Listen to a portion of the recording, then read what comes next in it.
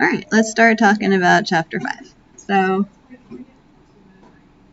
yeah, but like literally 2 minutes because we are running low on time. Yeah. 1:52 will return if anybody needs to stretch their legs or anything.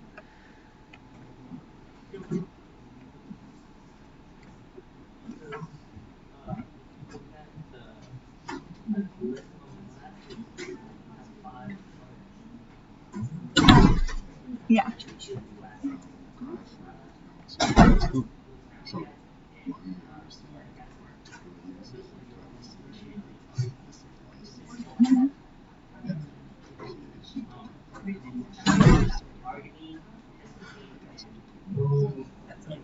Yeah, essentially. Yeah, so like it's called a titration curve because it's sort of a picture of how the amino acid looks as you titrate it with an acid or a base. So like these ones we're drawing, we are continually adding base, so we're continually raising the pH, and the functional groups on the amino acid change depending on their environment, how much base is in their environment.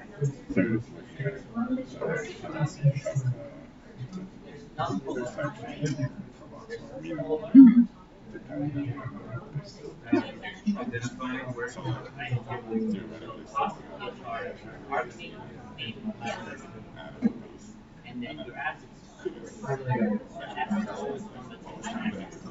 Yeah, so like exactly, yeah, the way you would generate that titration curve is you'd make a solution of lysine, and then you would add like drop by drop, sodium hydroxide, and you'd measure the pH every time you add a drop, and you would see the pH would stay steady at certain points, and the pH would rise sharply at certain points. Exactly, yeah. Yeah, and it's a buffer, and like that range is the buffer range because you have a mixture of the protein and the protonated form. So if you add a drop of base, then the protonated one can like donate a proton to it and kind of like level up the pH. It doesn't. So the pH kind of stays. Yeah, because it's kind of the amino acid or the buffer, whatever's in there, is kind of like absorbing the base in a way. It's not allowing the pH to change a lot. But then once it's fully deprotonated, then it's kind of like, oh, I ran out of protons to donate. So then you add like a drop, and the pH like zooms up.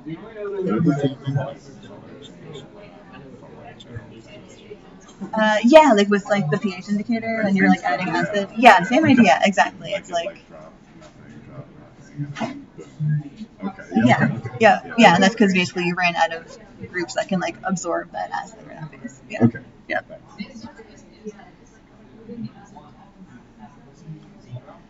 All right. It is 1:52, so we'll spend the next 15-20 minutes talking about chapter 5, and then I will let you enjoy the rest of your day. So. I'm sorry, biochem is so torturous for all of you.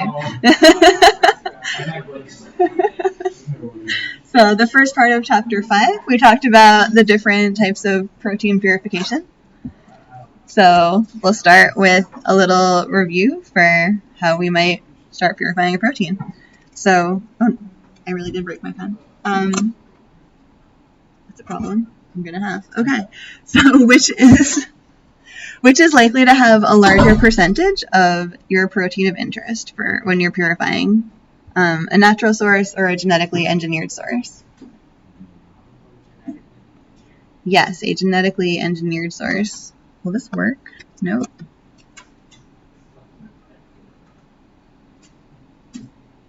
It's disturbing. Okay, yeah, so exactly. So a natural source of protein will have a wide variety of stuff in it. Like if you take, skin, it has so many different proteins in it. If you're just trying to isolate one type of keratin protein from your skin, it's mostly not that. It's mostly a bunch of other things. Versus, and it's, depending on the source you have, it can be like less than 1% your protein of interest. Versus a genetically engineered source, you're asking something like a bacteria, for example, to manufacture the protein for you. It's a little protein factory, so that can be, up to even already 40% of your protein of interest. So when you want to purify out your protein, it's often convenient to start from a genetically engineered source so that your chances are already high of getting a nice pure protein.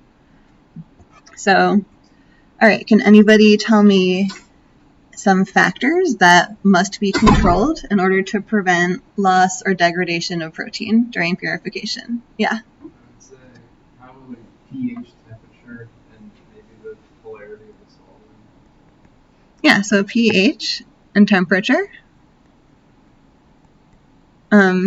Yeah, definitely you'd want it to be in the right solvent. Usually we use buffers. And you'd want to use a different buffer depending on the pI of your protein. You want your protein to be happy and soluble. So, yeah, I guess the solvent or the buffer, which is sort of related to the pH.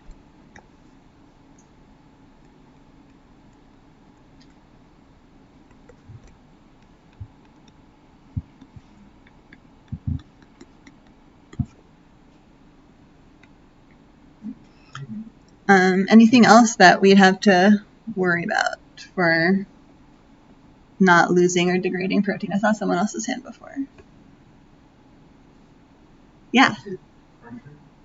Pressure. Probably. I mean, usually you just use like atmospheric pressure. Yeah, I don't know what would happen if you tried to purify a protein under different pressure, but sure. Yeah, why not?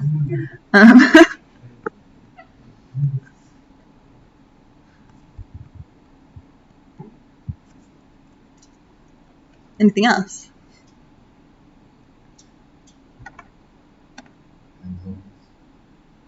Did someone say enzymes? Yeah. What kind of enzymes? Yeah, exactly. Enzymes that might degrade protein. So enzymes that chop up proteins, we usually call them proteases because they cut proteins.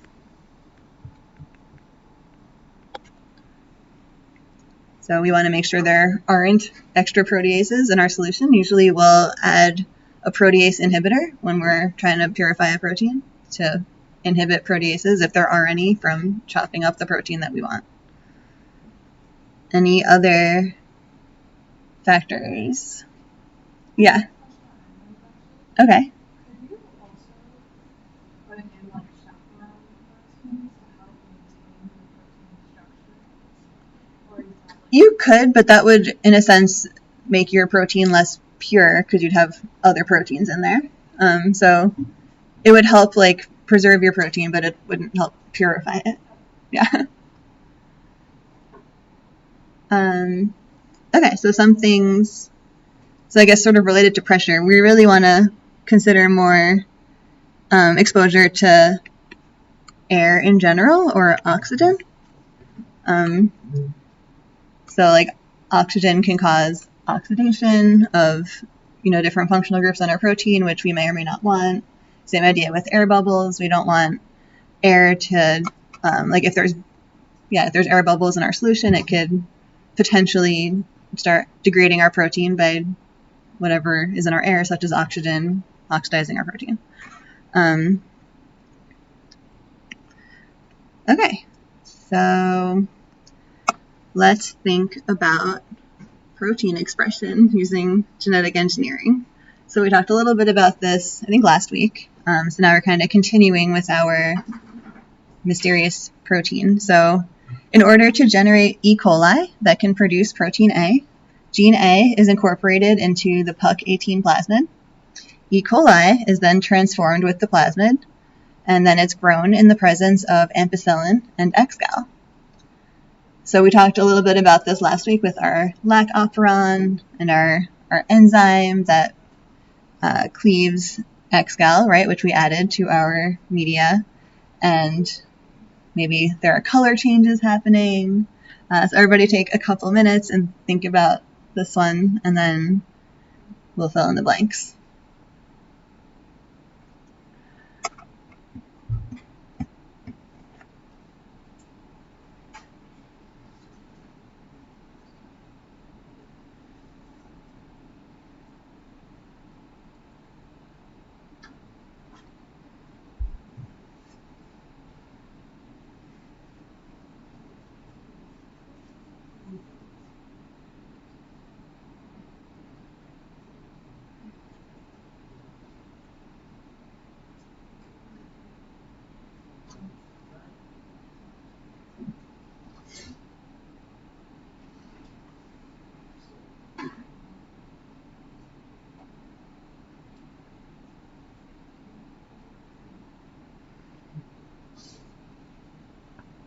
All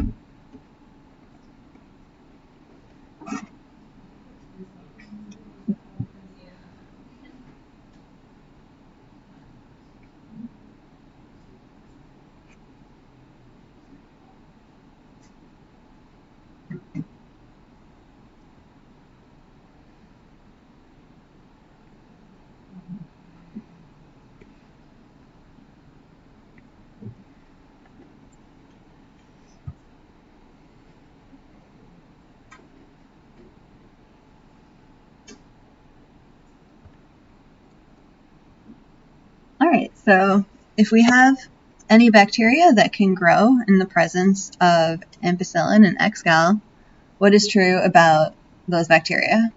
What do they have? Sorry? Yeah, and what makes them resistant to ampicillin?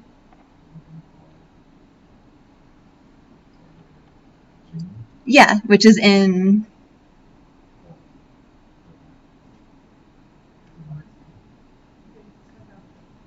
Yeah, so the amp-resistant gene is in the plasmid. So any bacteria that is able to grow has the amp-resistance gene, like you said, and that's in the PUC18 plasmid. So any bacteria that grow contain the PUC18 plasmid.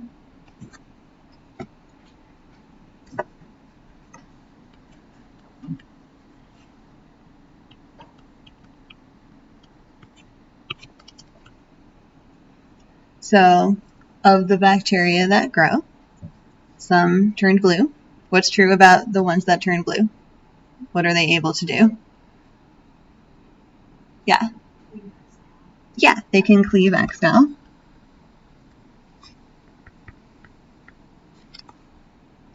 And what does that mean about whether or not they have gene A if they're able to cleave X-gal? Yeah. Yeah, exactly.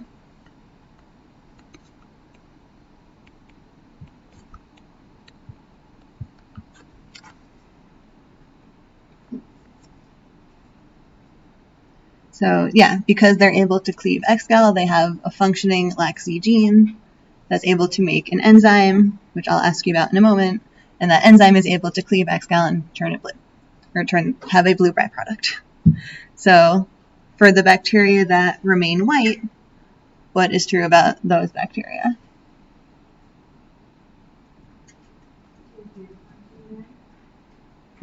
So they do contain gene A.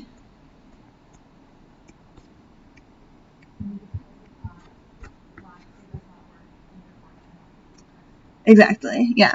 They can't cleave.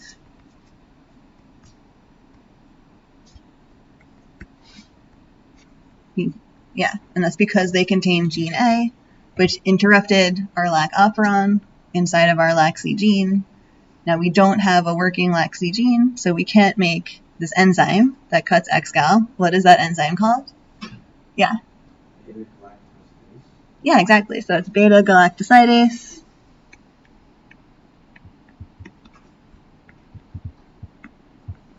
Which we will usually call beta-gal for short, because galactosidase is a long word.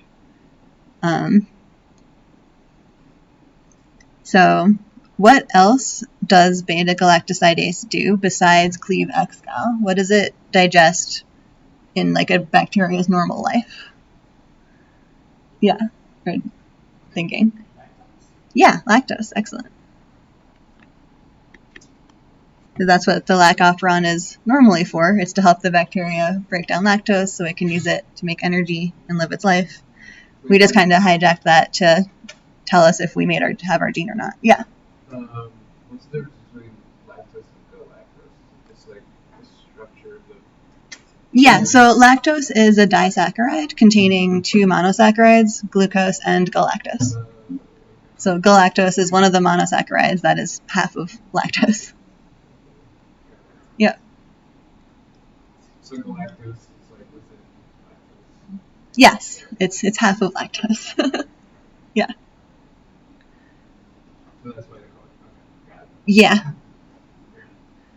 Yeah, naming is not always sensical or, yeah, convenient, but that's what we got. Yeah. Any other questions about this part?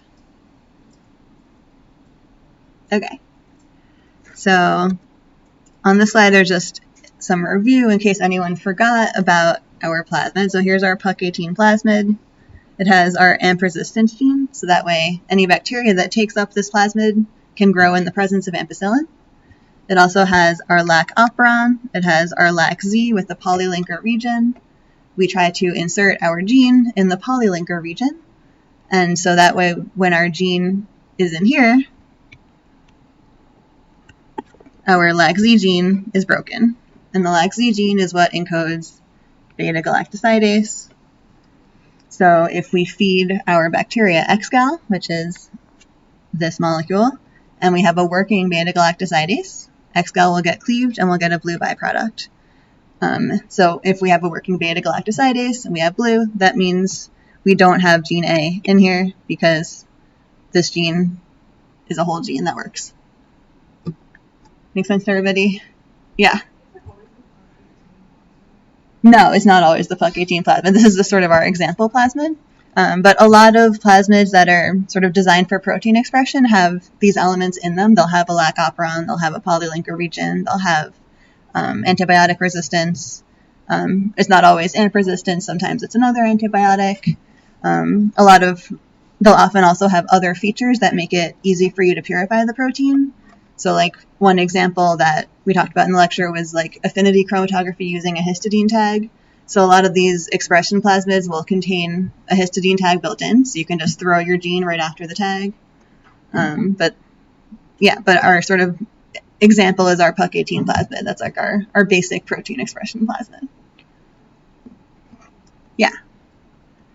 And then on this next slide, we just have a little recap of our lac operon with our repressor gene, the promoter, the operator region, the lac Z gene. So we all know that RNA polymerase likes to bind at the promoter and is able to transcribe everything afterwards as long as the operator region isn't being blocked by the repressor. And so once we're able to transcribe, we can make lac Z RNA, which gets translated into protein, which makes our beta-galactosidase enzyme. And that is the enzyme we're looking to see if it's working or not with our blue-white testing, right? Okay, so let's try to do this one real quick. So this is continuing on, right? We have our blue and our white colonies. Which colonies did we pick to continue with? The blue ones or the white ones? The white ones, yeah. The white ones have our gene of interest. So we picked a white colony. So after a colony that contains our plasmid and our correct insert is identified, we are going to then grow up a whole bunch of that bacteria that has our gene of interest in it. So to overexpress our protein, which molecule do we want to add to the cell culture? IPTG, yeah. And we do that because it mimics which molecule?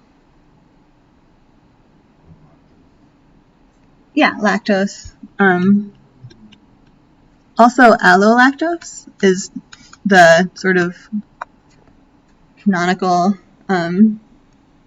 molecule here. The difference between allolactose and lactose is just the location of one of the bonds. They're very similar. If I were to ask you this on a test, both answers are correct.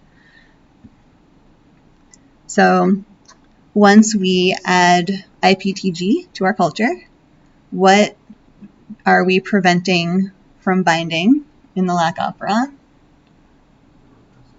Yeah, the lac repressor, exactly. And where does it bind in the lac operon? Where does the repressor normally bind? Yeah, the operator. And this allows RNA polymerase to bind where? In the operon. We just saw a picture of it like 2 minutes ago. Yeah, the promoter. Excellent. And so once we take away the lac repressor using IPTG, RNA polymerase is free to go ahead and bind to the promoter, and that allows our gene A DNA to get transcribed into RNA and then translated into protein A. And so the next slide has just a little recap of how that works. So most of the time our LAC repressor sticking to the operator. This prevents our RNA polymerase from transcribing. We don't make our gene of interest. If we add IPTG, now we get rid of our LAC repressor. RNA polymerase is free to stick to the promoter and start transcribing. And then our gene of interest eventually gets translated into our protein of interest. So, all right, so this I think is a good stopping point. So we'll pick up here on Thursday. We'll do our best to get as much of Chapter 5 done as we can by Thursday. And then Monday we'll have a review. Next Thursday, the 5th, is your exam 1. Don't forget tonight your quiz 3 is due. And on Thursday night, quiz 4 is due. Quiz 3 is on Chapter 3, quiz 4 is on Chapter 4. So we've gone over all of those, so you should be ready to do those quizzes. There is no quiz 5. Yeah, the next thing after quiz 4 is the exam. Yeah, so quiz 5 will be about something else. Yeah. Chapter 5 is going to be on the exam? Yes. Yeah, the exam is on chapters 1 through 5. It's just like 2 quick questions. Sure. For this Okay. For Wednesday's lab, Yes. do week 2 as a normal lab right on?